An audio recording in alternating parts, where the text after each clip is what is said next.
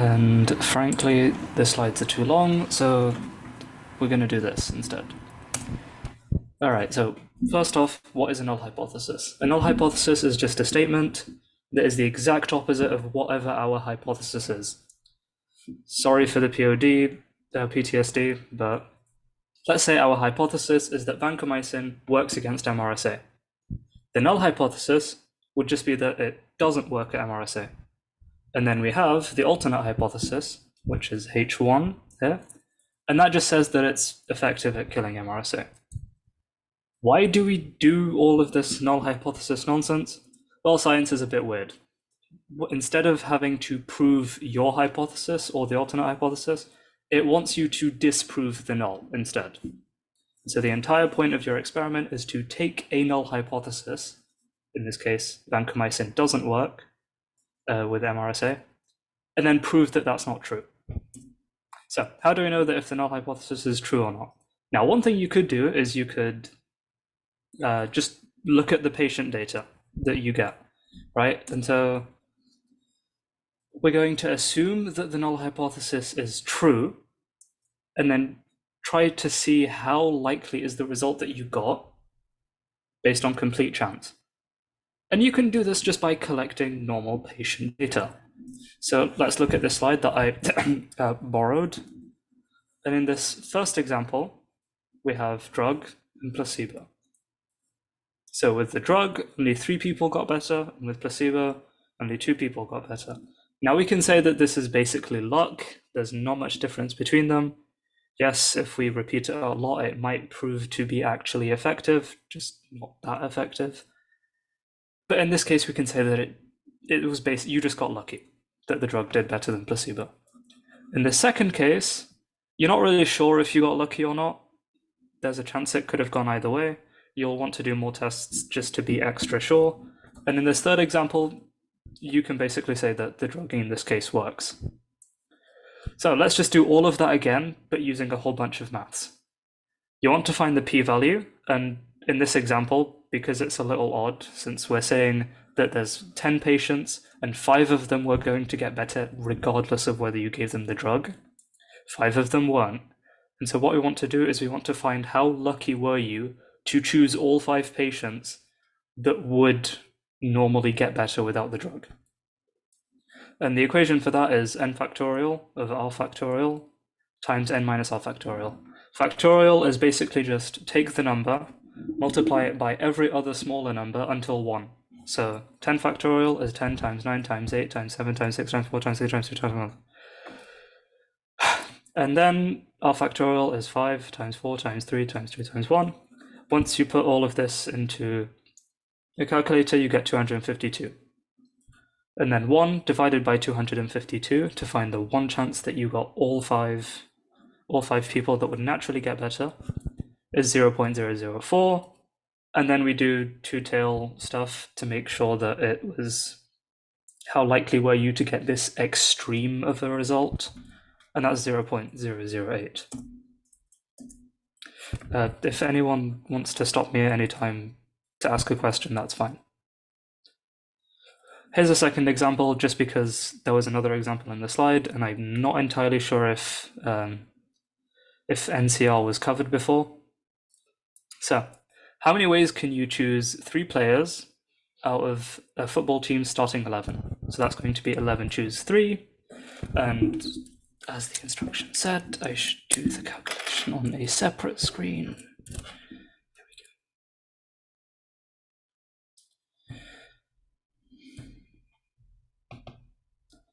Okay, so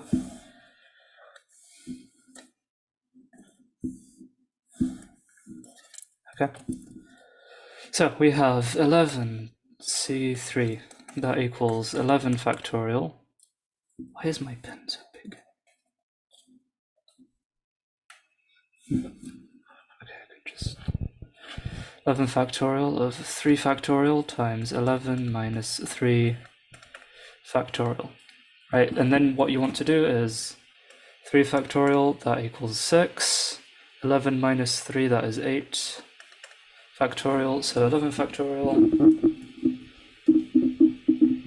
over over 3 factorial times 8 factorial, just to write that out.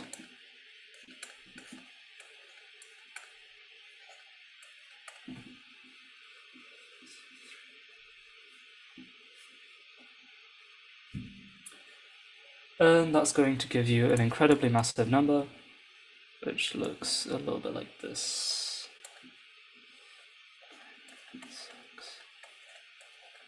If you put all of this into a calculator. Okay.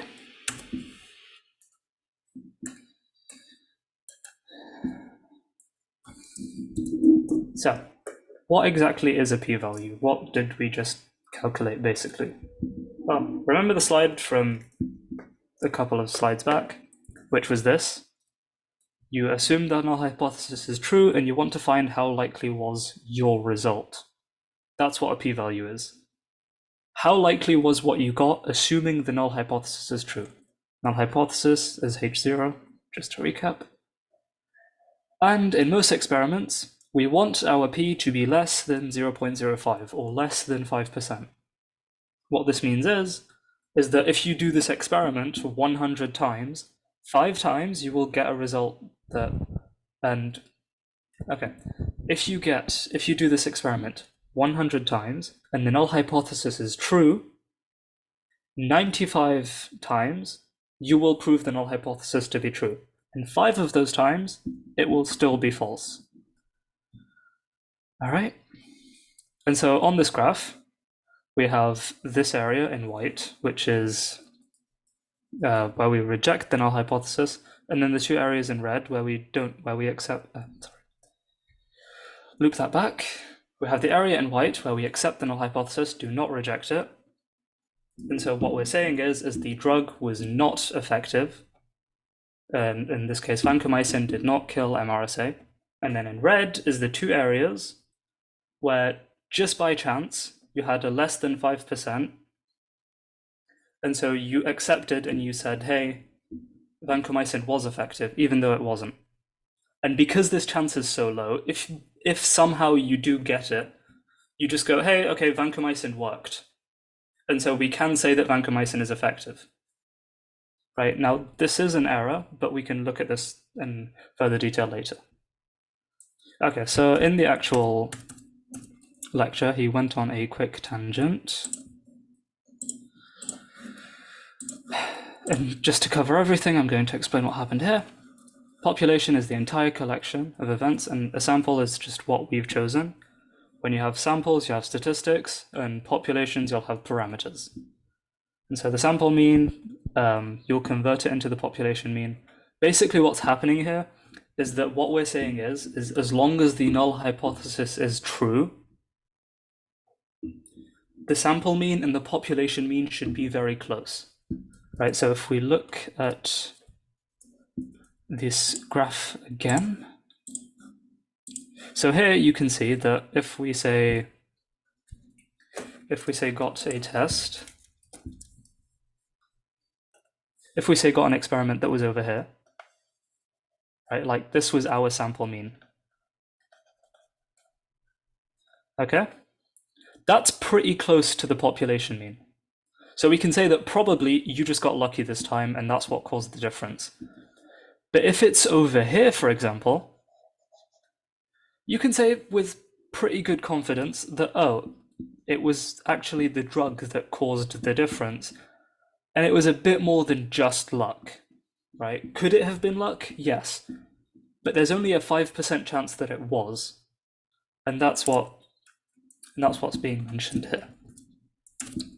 And so you can basically say that this population, right, that you took the sample from, that this group over here of people that you gave the medication is different from the rest of the population. Why are they different? Because you gave them the medication.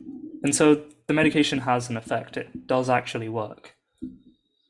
And so you can infer that if you were to give the rest of the population the medication, or the rest of the population you were to give them vancomycin, then they would also all get shifted over and become similar to this group over here of your sample. And so when we do that, we call that an inference, which is what this is over here. Okay, and that's the process of testing your hypothesis. You'll take a sample, you'll run a bunch of statistics on it, and then you'll get a test. This will either tell you that P is greater than 5%, and so you will accept the null hypothesis. You'll say that, hey, we just got lucky this time, the drug does not have an effect. And so then you'll say that no matter who we give it to, then no matter who we give it to, it probably still won't have an effect. Or the drug will have an effect, you'll get a p-value of less than 5%. And then you can say, hey, if we give this drug to the population, they all should experience a similar effect. Okay, back. How are we going back? No, we are not.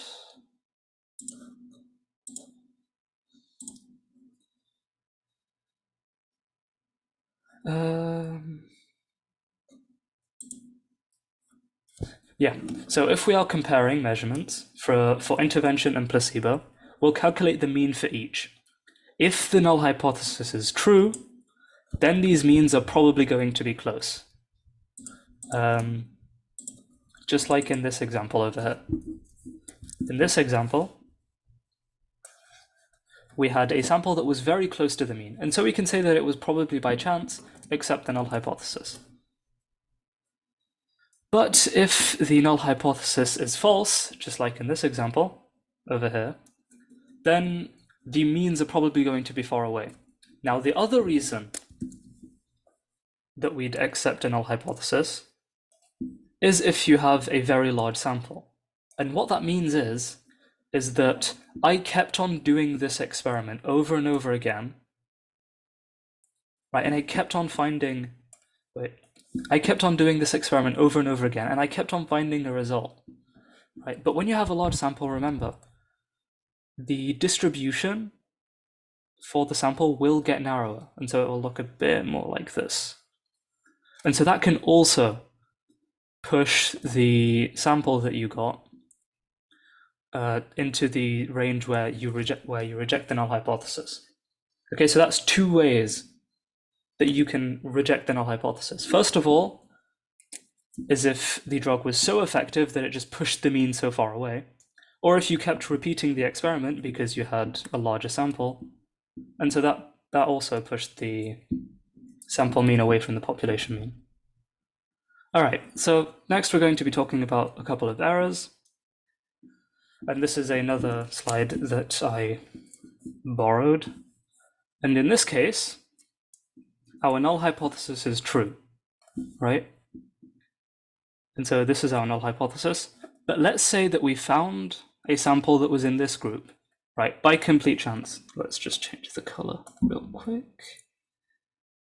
There we go. So let's just say that by chance we had a group that was in this red area over here. Now in this group, we gave them a drug that does not work, but it looked like the drug does work, right? Because we got a p-value that was less than 5%. And so in that case, we call this a type 1 error, or we call this alpha. Now the probability of a type 1 error is the red area over here, right? Actually, okay. The probability of alpha is the probability of getting these two areas shaded in blue over here, which is a result that's that extreme. Or in other words, alpha is just our p-value. Okay? And so alpha is the probability that we reject the null hypothesis even when it's true. And then we have a type 2 error. Type 2 errors is that in this population, in this group over here, we have a group where we're giving them a drug that does indeed work.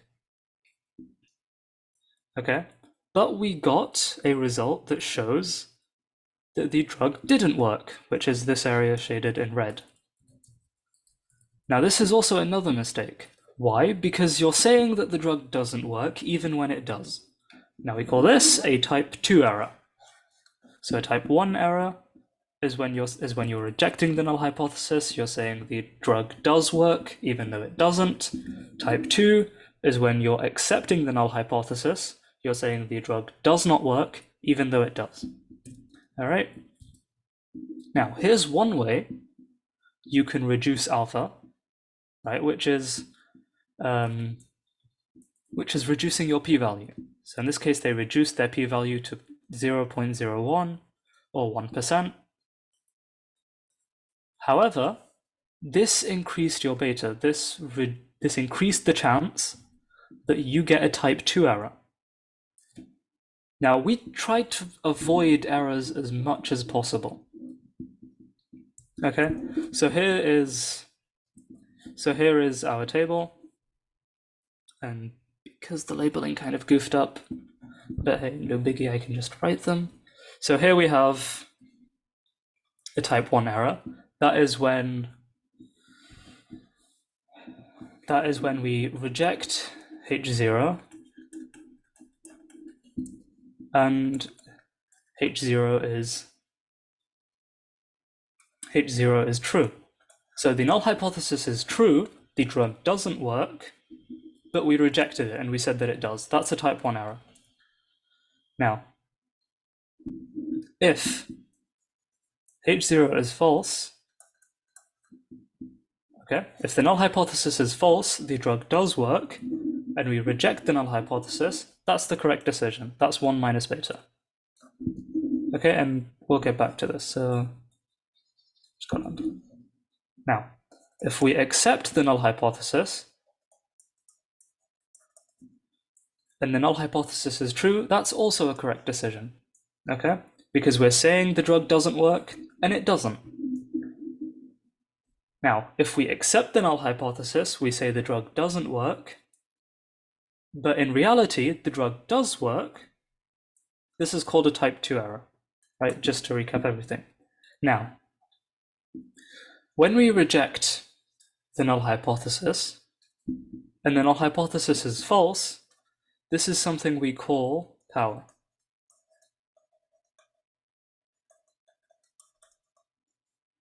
And so power is our ability to reject the null hypothesis when the null hypothesis is false.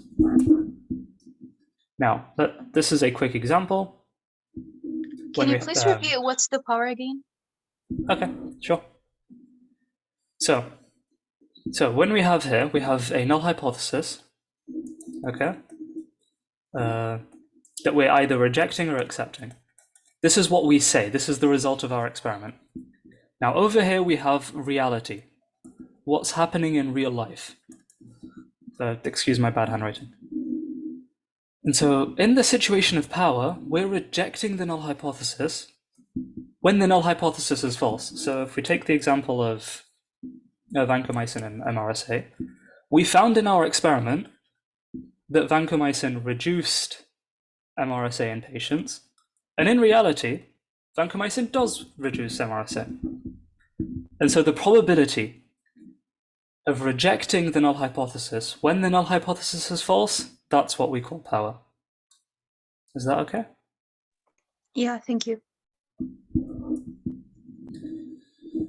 So here we have a test for surgeons. And what we're trying to do is we're trying to see who will be a successful surgeon and we're trying to see who will be a successful surgeon, which is H1, and who will not be a successful surgeon. Okay, so we've plotted out this nice graph, or, well, I didn't plot it out, but you know what I mean. And so what we do is we've set the pass threshold for the test over here. Now this is our successful group, this is our not successful group. Now typically, if the person will become a successful surgeon, they will pass the test. And if they will not become a successful surgeon, they won't pass the test. However, there will be some people that aren't going to become successful surgeons that do pass the test. This might be just because, I don't know, they got access to the exam beforehand, they knew what questions there were going to be, or maybe it was just by luck. Okay, and then there's also going to be a group where they will become successful surgeons, but they will fail the test that you give. Okay, so we call this group over here that isn't going to be a successful surgeon, but passed the test, our type 1 error. And the group that failed the test, even though they would become a successful surgeon, our type 2 error.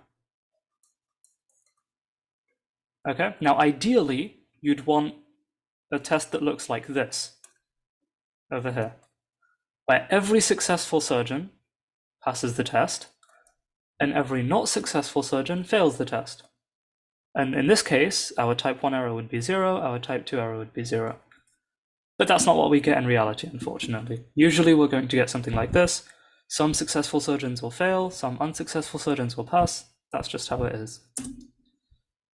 And so this is power, just like we've mentioned before. To completely recap everything, it's our ability to reject a false null hypothesis. Okay, now this is 1 minus beta. Beta is this group. So we find this by 1 minus beta to find the power. Usually we'll aim for a power of 80% or more. Okay, so here it is on graph.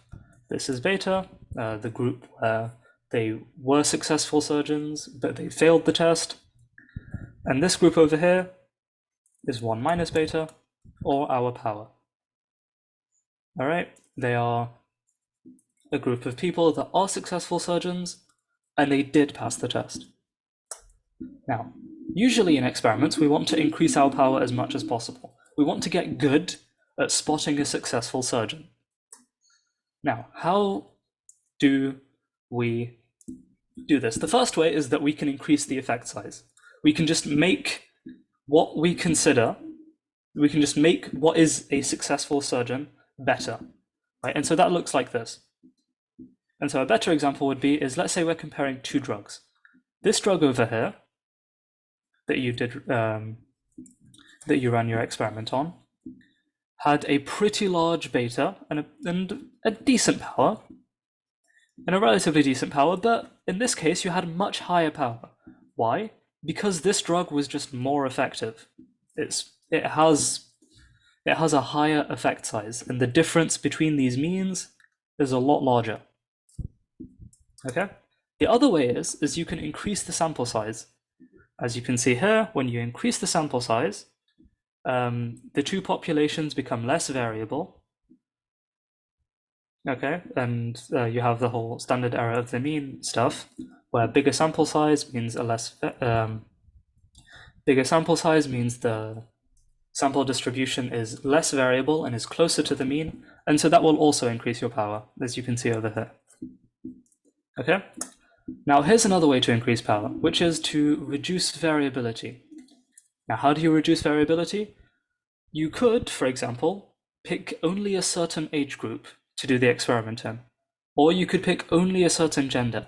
Now, there's two issues with this method. First of all, if you have a rare disease, you might not have enough patients to do this, right? So let's say you just have a disease where you only have 10 patients. You can't further narrow those patients down because you're going to run out of patients very, very quickly. The other way is to just use a very good test. An example of a good test would be the t-test, to compare two different samples. Okay? And there's a couple of meme ways to do it that we don't really consider during, at least within this course. The first way is to increase alpha, or in other words, to accept a p-value bigger than 5%. But if you do this, the journal's not going to accept your paper, so just don't bother doing it. It's not worth it. The other way is to use a one-tailed test, okay? Which is, if you remember, when we're calculating a p-value, we'll do a two-tailed test where we'll multiply whatever our probability is here by 2 to get for both of these two areas. This drawing isn't perfect, but bear with me. Now, if we were to do a one-tailed test, what you would do is you would just remove this group over here, and you'll say, I don't care, I just want to look at this group over here. That would also increase your power, but it would cause other errors, and so that's why we don't do it. Okay? So what do we use power for? Well, like we said, power is our ability to reject a false null hypothesis. And so for an experiment to be considered a good experiment, we want a power of above 80%. Okay? To find what the appropriate sample size we can use to get a power of above 80%, we need the effect size. Now, there are 3 ways to get the effect size. You could perform a pilot study, which is basically a mini version of a study. It's like the free trial when you get a free software, where basically you try out the drug on a small group of patients. Okay, you'll find the effect size, and then you'll run a whole bunch of maths, which we're not getting into here because it's not on your exam, and quite frankly, most people don't even bother doing it. And so you can run a pilot study, get the effect size from there, and then do the whole bunch of maths, which will give you the correct sample size to get your power. Or you could also just say, hey, I want my drug to be to at least cure 10 more patients than placebo, for example. And so that will be your effect size. I want my drug to be 20 times as effective as placebo, for example. So that would be your effect size there. Or you could just run your experiment as normal, and then you could check the effect size afterwards and see if your experiment was good, see if your experiment had high power. Now, in reality, most experiments will only have a 50% power. Okay? This is much smaller than the 80% that we preferably want.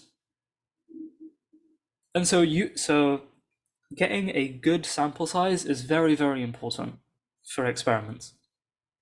Now, why does this happen? This could be unavailability. You might have predicted wrong based off your pilot study. There's a whole bunch of reasons, but you don't really have to worry about them much. What you need to know from the slide is that we want more than 80% power in an experiment. Having a good power is when we form a sample, forming a sample size depends on having a good power. Okay, and so what we do is we try to increase the sample size until we get good power. And to get the power, we need the effect size. We get the effect size from a pilot study, or just by deciding on your own what the minimum effect size that I want. Okay, thank you. And don't forget to check out the mock exam. That should be released about half an hour ago. Okay, let's check if there's any questions. Would increasing variability decrease power? Okay, so would increasing variability decrease power? The answer to that is yes. The reason is that if you're increasing, okay, let's actually go back. Discard. Let me just open it.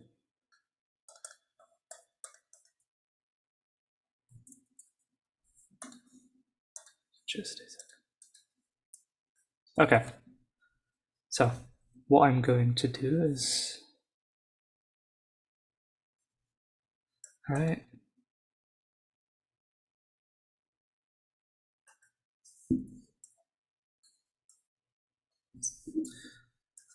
Okay. So let's take our patient, and we'll call him Dave. This is very relevant to variability, don't worry. And so Dave is a male, and he is 61. Okay. Now, let's say we have 5 patients that are all like Dave. They're all male 61. This, we can say, is a sample that has very low variability. Now, why is this helpful for power? Because if they're all the exact same, then what happens is that we can say that any effect is because of the drug, right? Because all the patients are the same, so the only thing that has changed anything would be the drug rather than any other factors, because they're all male and 61, and they're all Caucasian, and they all play football on Saturday in the exact same stadium, so on and so forth. However, if, let's say, there were a lot of very different patients, like our first patient, for example.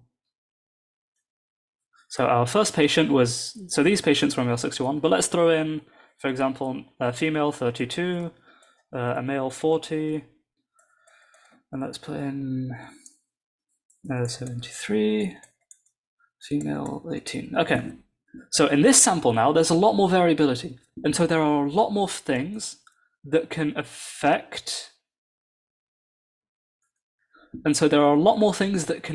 our experiment that aren't just the drug. And so increasing variability would decrease power. Okay? Hope that helped.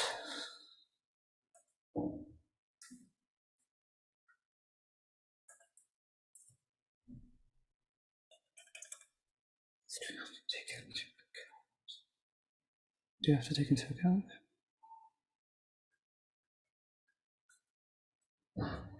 Do you have to take into account the type of variability present when?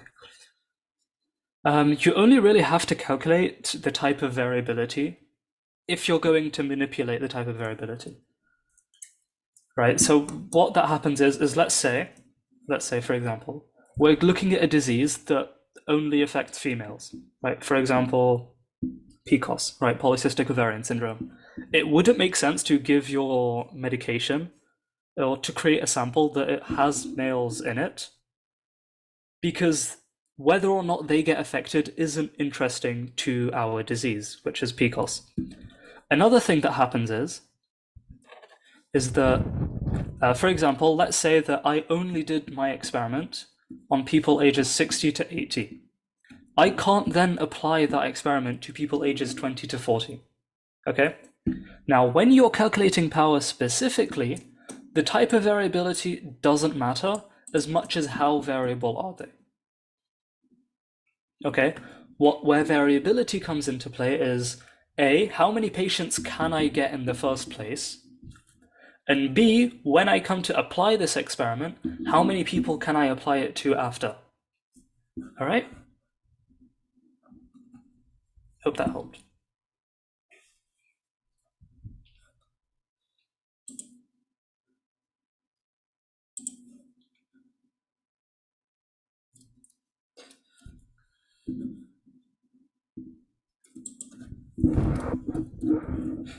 Yep, anytime, mate.